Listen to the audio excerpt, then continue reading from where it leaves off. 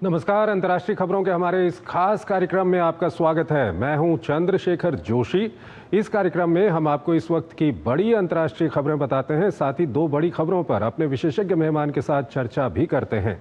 आज हम युद्ध और तनावग्रस्त म्यांमार की स्थिति और वॉशिंगटन में नेशनल गार्ड तैनात करने पर गर्माती अमेरिकी राजनीति पर चर्चा करेंगे और कार्यक्रम के अंत में कुछ और महत्वपूर्ण अंतर्राष्ट्रीय खबरें आपको बताएंगे। लेकिन आइए सबसे पहले आपको दिखाते हैं इस वक्त की अंतर्राष्ट्रीय हेडलाइंस। अलास्का वार्ता से पहले लामबंदी में जुटे राष्ट्रपति ज़ेलेंस्की पहुंचे बर्लिन। ट्रंप से बात करेंगे यूरोपीय नेता। रूस कब्जा किए इलाकों को पास रखने की अपनी मांग पर अड़ा। यूक्रेन के 2 और गांवों पर कब्जे का भी दावा।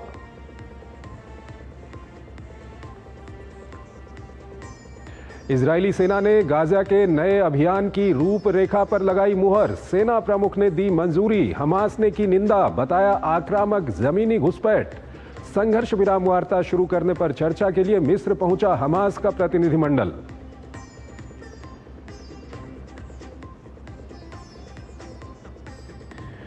ईरान परमाणु कार्यक्रम पर प्रतिबंधों का खतरा। ब्रिटेन, फ्रांस और जर्मनी की तैयारी। संयुक्त राष्ट्र को लिखा पत्र। अगस्त के अंत तक समाधान न निकलने पर यूएन द्वारा तय किए गए प्रतिबंध दोबारा होंगे लागू।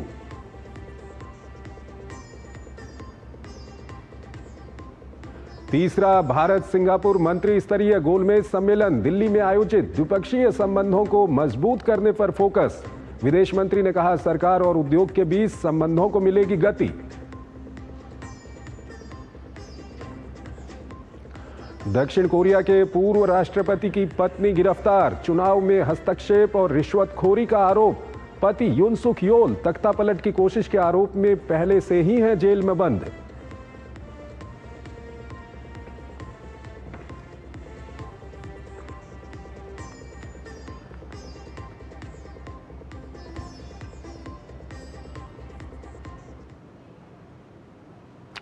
और आइए पहली खबर की ओर आपको लिए चलते हैं। बांग्लादेश के पड़ोस में भीषण युद्ध की स्थिति बनी हुई है। दरअसल हम बात कर रहे हैं बांग्लादेश सीमा से लगे म्यांमार के इलाकों की। यहां अराकान आर्मी और म्यांमार की सेना एक दूसरे को तबाह करने में जुटे हुए हैं। इस भीषण लड़ाई से बांग्लादेश भी चिंतित है, क्योंकि पहले भी अराकान आर्मी बांग्लादेश के कुछ इलाकों में कब्जे की कोशिश कर चुकी है। आइए आपको एक रिपोर्ट दिखाते हैं। पड़ोसी देश म्यांमार में गृह युद्ध की स्थिति लगातार खराब होती जा रही है। उत्तर पश्चिमी छोर पर स्थित राज्य रखाइन में सेना और सशस्त्र विद्रोही समूह अराकान आर्मी के बीच घमासान जारी है। अराकान आर्मी की तरफ से प्रांत के बड़े हिस्से पर कब्जे के दावे के बाद सेना के नियंत्रण वाले क्षेत्रों को छीनने का अभियान तेज कर दिया गया है। खबरों के मुताबिक बांग्लादेश सीमा से लगे क्षेत्र सेना और अराकान आर्मी के बीच भीषण लड़ाई जारी है। रविवार से सीमा पर तनावपूर्ण स्थिति बनी हुई है। बिगड़ती स्थिति के बीच सोमवार को अराकान आर्मी का एक सदस्य बांग्लादेश की सीमा में घुस गया। अराकान के दर्जनों लड़ाके म्यांमार के लालद्वीप क्षेत्र में नाफ नदी के पास डेरा डाले हुए हैं। इस बीच खबर है कि नाफ नदी के मुहाने से 5 बांग्लादेशी मछुआरों को उनके ट्रॉलर के साथ उठा लिया गया है। अराकान आर्मी के बढ़ते खतरे को देखते हुए बांग्लादेश सीमा बल ने चौकसी बढ़ा दी है। पिछले साल अराकान आर्मी के बांग्लादेश की सीमा तक पहुंचने और कुछ इलाकों पर कब्जे की खबरें सामने आई थी, इसलिए बांग्लादेश की टेंशन बढ़ी हुई है।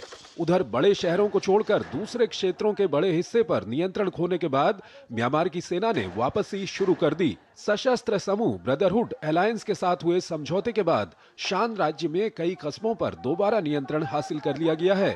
हालांकि अराकान आर्मी ने साफ कर दिया है कि वो ऐसा कोई भी कदम उठाने नहीं जा रही है। इस बीच संयुक्त राष्ट्र की एक ताजा रिपोर्ट ने म्यांमार की सैन्य सरकार की दमनकारी नीतियों की पोल खोली है।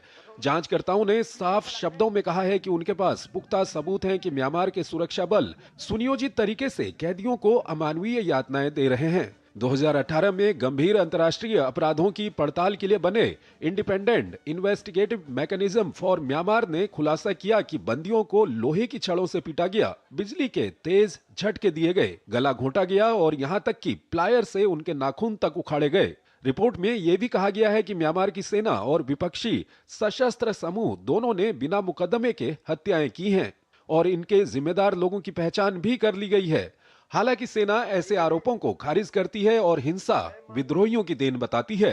म्यांमार 2021 में तख्तापलट के बाद से गृह युद्ध की चपेट में है। सेना लोकतंत्र समर्थकों और जातीय सशस्त्र समूहों के खिलाफ मोर्चा खोले हुए है। तो हमने आपको एक खबर दिखाई कि किस तरह से हालात म्यांमार के कई इलाकों में काफ़ी ख़राब हो गए हैं। खासकर रखाइन प्रांत की हम बात करें तो ये जो रखाइन का प्रांत है ये बांग्लादेश से बिल्कुल सटा हुआ इलाका है और यहाँ अराकान आर्मी काफ़ी यहाँ पर जो म्यांमार की सेना है उसके साथ एक भीषण लड़ाई यहाँ पर चल रही है। अराकान आर्मी, जिनको बौद्धों की सेना भी कहा जाता है, वो इस इलाके में अपना वर्चस्व साबित करना चाहते हैं। और म्यांमार का यही इलाका नहीं, म्यांमार के कई इलाकों में अलग अलग एथनिक ग्रुप हैं जो विद्रोहियों के तौर पर वहाँ पर काम कर रहे हैं और म्यांमार की सेना के साथ लड़ रहे हैं। तो म्यांमार के कई इलाकों में इस वक्त अशांति बनी हुई है। एक छोटा सा ब्रेक लेते हैं।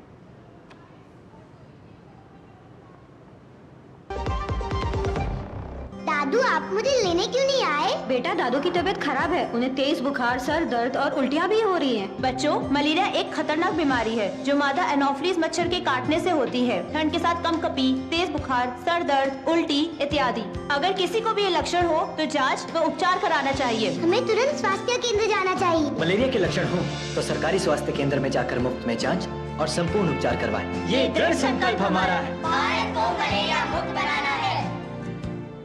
जब धरती चीर कर निकलता है लोहे का पत्थर और मिलता है मोंगिया के जोश से, फिर तपता है, पिघलता है और बनता है फौलाद। अब होता है सरिया सारी खूबियों के साथ। मोंगिया स्टील, मजबूत देश का मजबूत सरिया। दादू, ये प्रीमियम क्या होता है? बेटा, प्रीमियम मतलब समझ लो पेट्रोल। जब तक कार में पेट्रोल है तब तक कार चलेगी। पेट्रोल खत्म, कार स्टॉप। पर पापा, इस बार पेट्रोल खत्म होने पर भी कार चलती रहेगी। वो कैसे? LIC के जीवन लाभ में प्रीमियम पेमेंट हो जाए स्टॉप, पर पॉलिसी के फायदे चलते रहते हैं। मतलब अब लाइफ की गाड़ी चलेगी नॉन स्टॉप। LIC हर पल आपके साथ। ये विशाल है ना, इसका सब प्रॉपर चलता है। कल उसके बैंक अकाउंट में 15,000 रुपए का फ्रॉड हुआ है, पता है? इसको तो कोई टेंशन ही नहीं होती है, देखना। टेंशन क्यों? मेरी कोई गलती नहीं थी। फिर भी फ्रॉड होने पर मैंने तुरंत बैंक को इन्फॉर्म कर दिया। RBI कहता है अगर आपके अकाउंट से किसी ने धोखे से पैसे निकाले हैं तो बैंक को जल्द से जल्द इन्फॉर्म कीजिए। 3 दिन के अंदर इन्फॉर्म किया तो कोई नुकसान नहीं होगा। जितना लेट करोगे उतना ज्यादा नुकसान। और सुन, सब चलता नहीं है, प्रॉपर चलाना पड़ता है। RBI कहता है जानकार बनिए, सतर्क रहिए। शादी का किचन महके जहाँ, गोल्डी किचन किंग मसाले हो वहाँ। गोल्डी लाई है फ्रेश लॉक टेक्नोलॉजी जो रखे मसालों को हर समय फ्रेश। स्वागत है आपका। ब्रेक के बाद हम आपको बता रहे थे कि म्यांमार के विभिन्न इलाकों में किस तरह के हालात बने हुए हैं। खासकर अगर रखाइन प्रांत की बात करें, रखाइन प्रांत म्यांमार और बांग्लादेश की सीमा पर यह इलाका है। यहाँ पर अराकान आर्मी यहाँ पर है, जो बौद्ध विद्रोही हैं उनकी सेना है अराकान आर्मी। और अराकान आर्मी जो म्यांमार की सेना है, म्यांमार की सेना से इस इलाके को अपने कब्जे में लेना चाहती है और काफ़ी इलाका अपने कब्जे में ले भी चुकी है।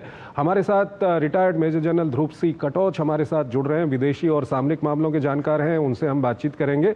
कटोच साहब, म्यांमार के इस इलाके में खासकर कटोच साहब हमारे साथ इस वक्त नहीं जुड़ पाए हैं, तो हम आपको बताते हैं कि क्या कुछ वहाँ पर हालात हैं। ग्राफिक्स के ज़रिए भी हम आपको बता रहे हैं। ये जो रखाइन प्रांत है, यहाँ पर अराकान आर्मी है। फ़ोनों पर हमारे साथ, फ़ोन पर मेजर जनरल रिटायर्ड ध्रुव सिंह कटोच हमारे साथ अब जुड़ गए। कटोच साहब, क्या कुछ कहेंगे म्यांमार में जो हालात बने हुए हैं और ख़ासकर रखाइन प्रांत में? देखिए, जहाँ तक रखाइन प्रांत की बात है, जो अराकान आर्मी है वो काफ़ी स्ट्रॉन्ग है और वो मुकाबला दे रही है म्यांमार की फौज को, जो तात्पर्य जिसको कहते हैं। लेकिन इस समय पर हालत यह है कि अराकान की फौज जो है वो रखाइन में वो जीत नहीं सकती है और ना तो तात्पर्य उनको हरा सकता है। एक स्टेलमेट की तरह हो गया है। इस सिचुएशन को एक्सप्लॉइट करने के लिए अभी अमेरिका भी बीच में आ गया है। वो चाहता है एक रिलीफ कॉरिडोर बांग्लादेश से जाए रखाइन स्टेट के ऊपर, लेकिन बांग्लादेश को ये पसंद नहीं है क्योंकि उनको मालूम है कि ये एक बार शुरू हो जाएगा तो ये जो ग्रेट वॉर राइवलरी यहाँ पर शुरू हो जाएगी और हो सकता है बांग्लादेश को भी इसमें घाटा हो जाए।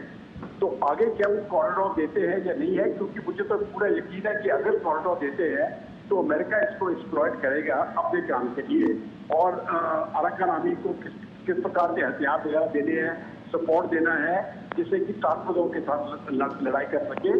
और दूसरा, इस सपोर्ट के साथ वो ताकतों के ऊपर भी दबाव डालना चाहता है, क्योंकि अमेरिका चाहता है कि जो मिनरल रिसोर्सेज है उस इलाके में वो उनको मिल जाए माइन करने के लिए।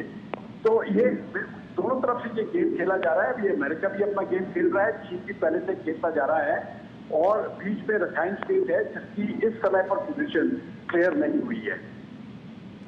कटौत साहब, अमेरिका का क्या इसमें पहलू है वो आपने बताया, लेकिन अगर हम चीन की बात करें तो चीन भी कई विद्रोही संगठनों से वहाँ पर नज़दीकी बढ़ा रहा है। वहाँ पर जो रेयर अर्थ मेटल्स हैं, दूसरे रिसोर्सेज वहाँ पर हैं, उनको एक्सप्लॉइट करने के लिए। नहीं, देखिए, चीन तो बहुत पहले से ही उधर प्लेयर था। चीन तो पहले से प्लेयर था, क्योंकि जहाँ तक चीन की बात होती है वो ताकतों को भी सपोर्ट कर रहा है, और ये जो उनके आर्म ग्रुप्स हैं उनको भी सपोर्ट कर रहा है जो ताकतों के साथ लड़ रहे हैं। लेकिन जो आर्म ग्रुप्स हैं उनकी यूनिटी उस प्रकार से नहीं है। बेशक उनकी एक गवर्नमेंट बनी है जिसका नाम है नेशनल यूनिटी गवर्नमेंट, लेकिन उस प्रकार का उनका कोई वो यूनिटी जो देखना चाहते हैं वो है ही नहीं। तो चीन भी अपना एक्सप्लोर कर रहा है, लेकिन चीन नहीं चाहता है कि ताकतों पूरी तरह से हार जाए, क्योंकि अगर ताकतों हार गया तब चीन को लगता है कि जो उसके सिक्योरिटी इंटरेस्ट है रखाइन स्टेट में, और जो उसने वहां पर इन्वेस्टमेंट किया है वो फिर उसको खतरा हो जाएगा। तो मुझे लगता है चीन को भी स्टेबिलिटी चाहिए, और इस समय पर उनको लगता है कि ताकतों जो म्यांमार की मिलिट्री है वो स्टेबिलिटी दे सकती है, और इस समय पर वैसे भी वो सरकार चला रहे हैं।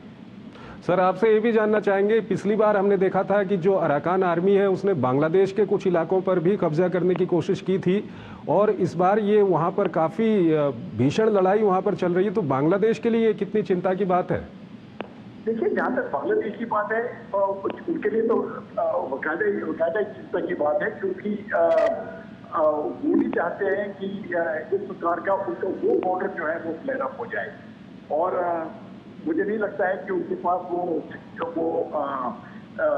सिक्योरिटी फोर्सेस है कि इसको पूरी तरह से रोक सकें, क्योंकि जो उनका जो इलाका है चिटगांव हिल ट्रैक्स का वो अभी तक वल्नरेबल है, और वहाँ पर अगर मिलिटेंट हाई भी करेंगे तो उनको निकालना वहाँ से मुझे नहीं लगता है कि बांग्लादेश की सेना या सिक्योरिटी जो उनकी बॉर्डर फोर्स है वो वहाँ पर कुछ कर सके। तो उनके लिए ये प्रॉब्लम चल रहा है। तो वो, लेकिन जब ये जो कॉरिडोर की बात की अमेरिका ने, इसलिए मुझे लगता है कि बांग्लादेश उससे इतना वो सपोर्ट नहीं देना चाहता था, क्योंकि उनको मालूम है कि ये बैकफायर हो जाएगा और उनके लिए बाद में ये प्रॉब्लम हो सकता है। ठीक है, कटौत साहब, आप हमारे साथ जुड़े रहिए। एक और महत्वपूर्ण विषय है, उस पर अभी हम आपसे बातचीत करेंगे, लेकिन हमको यहाँ पर एक छोटा सा ब्रेक लेना है।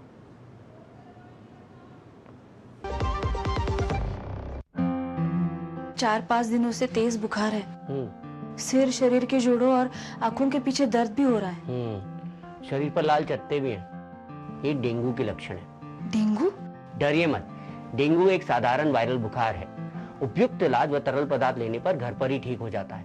बहुत कम मामलों में बुखार के उतरने के बाद भी रक्तस्राव या बीपी कम होने पर अस्पताल में भर्ती होने की जरूरत होती है। डेंगू के लक्षण देखते ही डॉक्टर से मिलें, खून की जांच करवाएं और डेंगू से बचें। पता है, I was a bright student. कुछ करना चाहती थी, कुछ बनना चाहती थी। आप अपना खुद का स्टार्ट कीजिए ना। खुद का बिजनेस? पर उसमें पैसे तो बहुत लगेंगे ना। Zero investment.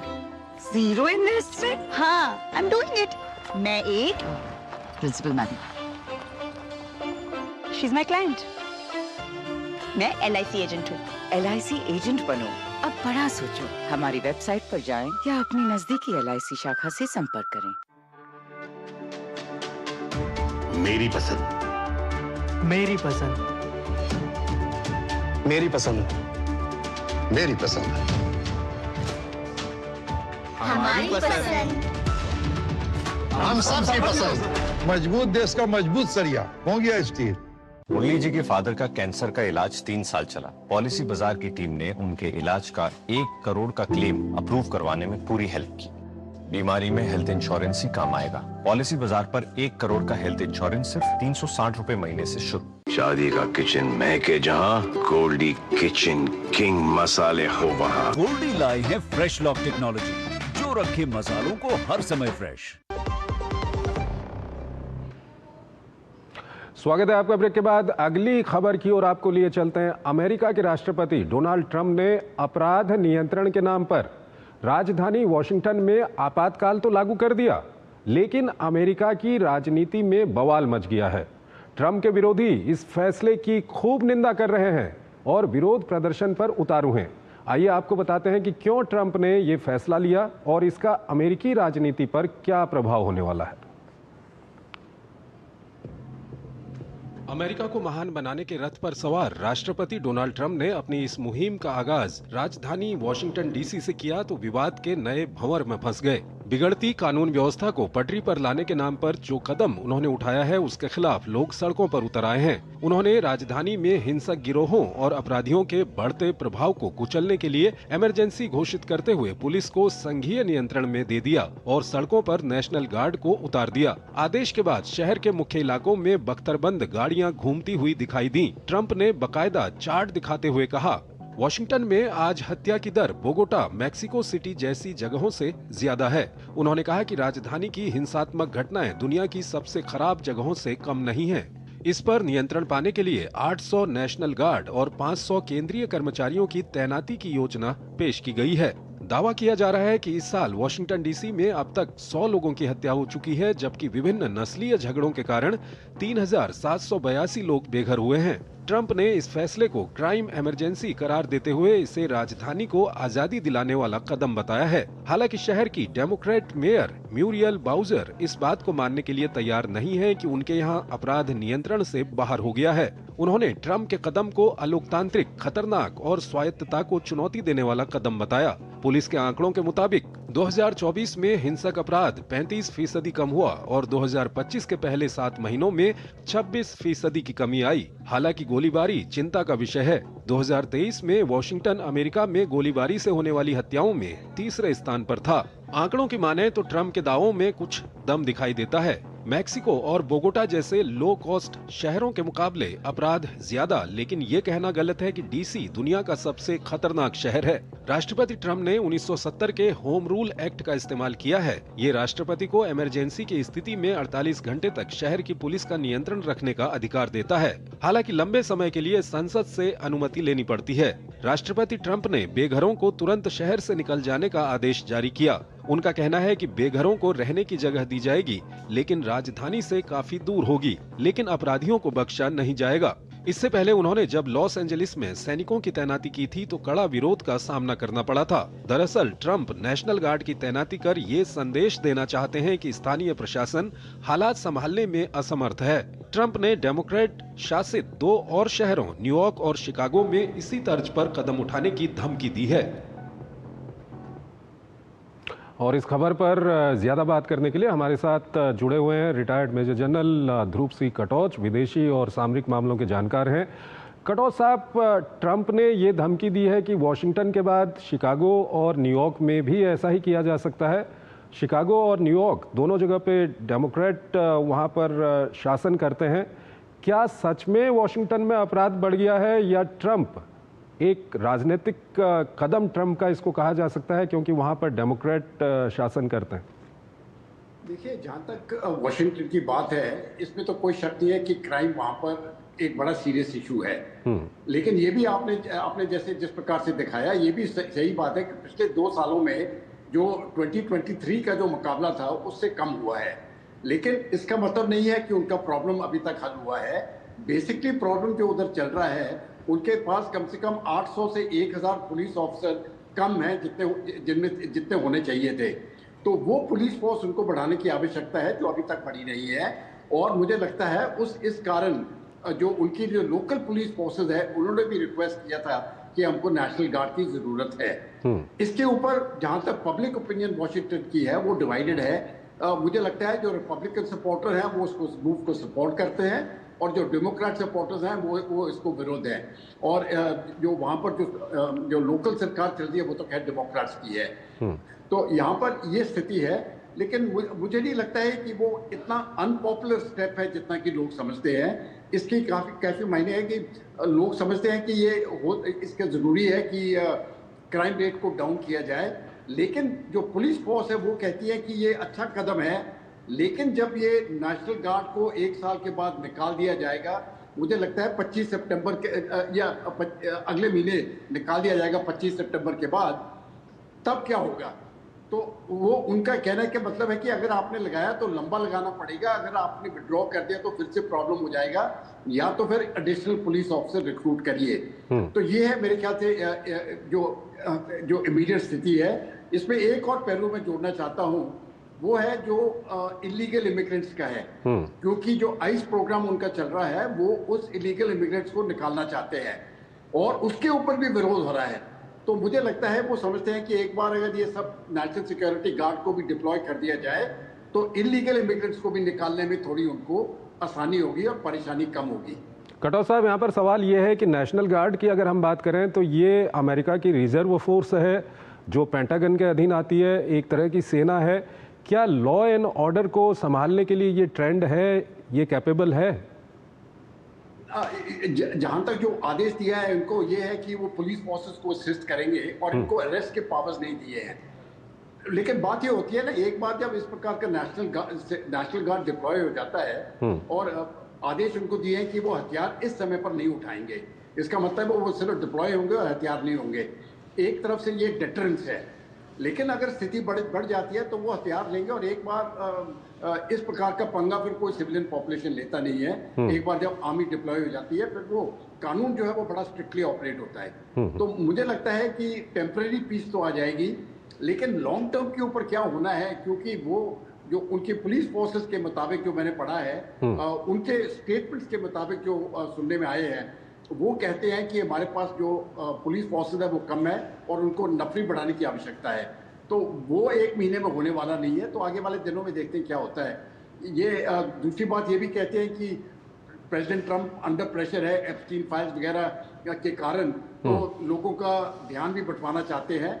हर एक चीज़ में थोड़ा थोड़ा सच है, ये नहीं कह सकते कि कोई हर एक चीज़ में जो भी आ रही है हर एक में सच है, लेकिन इस समय पर प्रेसिडेंट ट्रंप के आदेश के ऊपर ये फोर्स डिप्लॉयड है, ये लीगली डिप्लॉयड है और मुझे लगता है कि अगर वॉशिंगटन नहीं चाहता है उनके पब्लिक को झेलना पड़ेगा।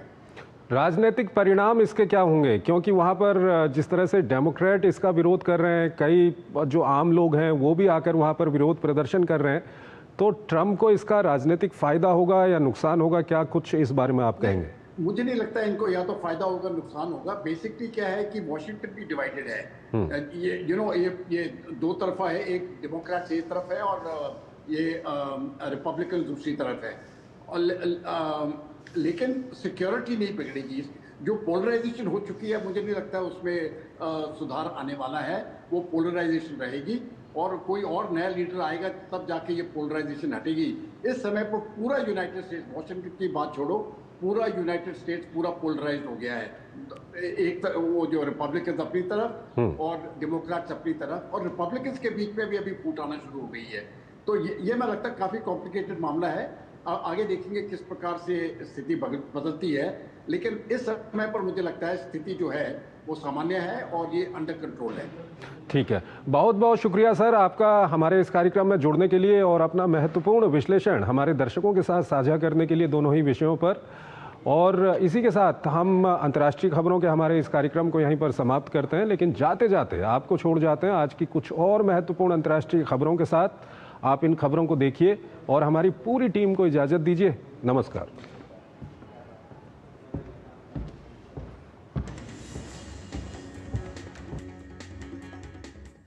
यूक्रेन युद्ध को लेकर ट्रंप पुतिन मुलाकात से पहले डोनियास्क इलाके में पूर्ण कब्जे के लिए रूस ने अपनी पूरी ताकत झोंक दी है। इस साल के अब तक के सबसे व्यापक आक्रमण के तहत रूसी सैनिक कोयला खनन शहर डोब्रोपिलिया पर नियंत्रण की कोशिश कर रहे हैं। यहाँ यूक्रेन ने रिजर्व सेना भी उतार दी है, लेकिन वो कमजोर स्थिति में है। इस सब के बीच यूरोप के कई देश और यूक्रेन ट्रंप पुतिन मुलाकात में यूक्रेन के हारे हुए इलाकों की कीमत पर शांति समझौते को लेकर सशंकित हैं और लगातार यूक्रेन के पक्ष में गोलबंदी कर रहे हैं। इसलिए ट्रंप पुतिन बैठक से पहले यूक्रेन और यूरोप के नेता ट्रंप के साथ वर्चुअल बैठक कर रहे हैं। रूस ने यूक्रेन में युद्ध जीत लिया है। ये बात हंगरी के प्रधानमंत्री विक्टर ओरबान ने ट्रंप और उनके रूसी समकक्ष व्लादिमीर पुतिन के बीच शुक्रवार को होने वाली शिखर वार्ता से पहले कही। 2010 से सत्ता में काबिज ओरबान की कुछ यूरोपीय नेताओं द्वारा उनकी सरकार के रूस के साथ संबंधों और यूक्रेन को सैन्य सहायता देने के विरोध के लिए आलोचना भी की जाती रही है। इजरायली विमानों और टैंकों ने गाजा शहर के पूर्वी इलाकों पर बमबारी की, जिसमें कम से कम 11 मौत हुई हैं। वहीं हमास नेता खलील अल हय्या अमेरिका समर्थित युद्ध विराम योजना को पुनर्जीवित करने के लिए वार्ता के लिए काहिरा पहुंचे हैं। इससे पहले कतर में दोनों पक्षों के बीच बातचीत बिना किसी नतीजे के जुलाई में खत्म हो गई थी। दक्षिण कोरिया की पूर्व फर्स्ट लेडी और पूर्व राष्ट्रपति यून सुक योल की पत्नी किम कोन ही को स्टॉक हेरफेर, चुनाव में हस्तक्षेप और रिश्वत के आरोपों के सिलसिले में गिरफ्तार किया गया है। आपको बता दें कि उनके पति पूर्व राष्ट्रपति यून सुक योल पहले से ही जेल में बंद हैं। उन्हें पिछले साल मार्शल लॉ लगाने की कोशिश में गिरफ्तार किया गया था। फ्रांस के राष्ट्रपति इमैनुअल मैक्रों ने कैमरून में फ्रांस द्वारा किए गए औपनिवेशिक दमन को स्वीकार किया है। मैक्रों ने पिछले महीने अपने कैमरून के समकक्ष पॉल बिया को भेजे गए एक पत्र में 1950 के दशक में कैमरून के अपनी स्वतंत्रता के लिए लड़ते समय फ्रांसीसी औपनिवेशिक सैनिकों द्वारा इस्तेमाल की गई दमनकारी हिंसा को स्वीकार किया है। ये स्वीकारोक्ति ऐसे समय में आई है जब अफ्रीका के अपने पूर्व उपनिवेशों में फ्रांस की वर्तमान उपस्थिति पर लगातार सवाल उठाए जा रहे हैं। चीन की सेना ने बताया कि उसने दक्षिण चीन सागर में विवादित स्कारबोरो शोल के पास से गुजर रहे एक अमेरिकी विध्वंसक पोत को खदेड़ दिया, जबकि अमेरिकी नौसेना ने कहा कि उसकी कार्रवाई अंतर्राष्ट्रीय कानून के अनुरूप थी। इसे शोल के जल क्षेत्र में कम से कम 6 वर्षों में पहले ज्ञात अमेरिकी सैन्य अभियान के तौर पर देखा जा रहा है।